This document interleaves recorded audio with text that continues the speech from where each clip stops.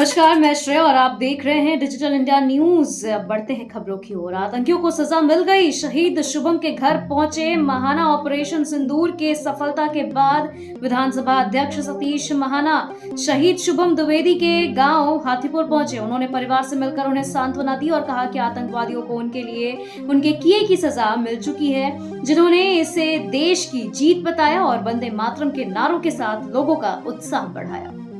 Operation सिंदूर के बाद दिल्ली में हाई अलर्ट, कड़ी सुरक्षा व्यवस्था लागू। भारतीय सेना की कार्रवाई के बाद दिल्ली में सुरक्षा व्यवस्था को लेकर सतर्कता बढ़ा दी गई है। हर सार्वजनिक स्थल, एयरपोर्ट, बस स्टेशन और प्रमुख बाजारों में पुलिस की भारी तैनाती की गई है। सोशल मीडिया पर भी संदिग्ध गतिविधियों की निगरानी की जा रही है।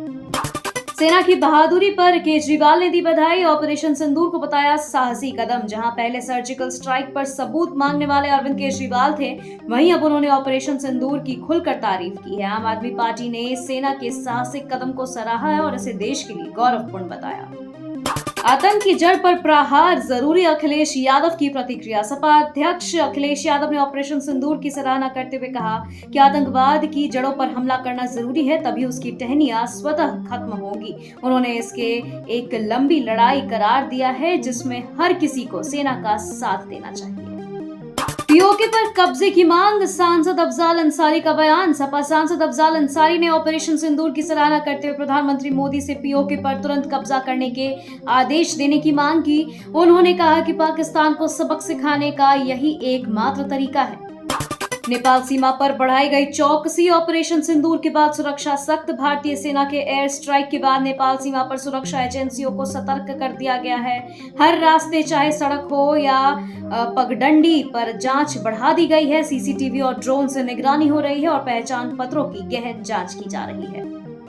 दहशतगर्दी का खात्मा जरूरी, मौलाना खालिद राशिद का समर्थन। लखनऊ के ऐशबाग ईदगाह के इमाम मौलाना खालिद रशीद ने ऑपरेशन सिंदूर का समर्थन करते हुए इसे आतंकवाद के खिलाफ जरूरी कदम बताया। उन्होंने कहा कि देश की सुरक्षा और मासूमों की जान बचाने के लिए ऐसी कार्रवाई अनिवार्य है।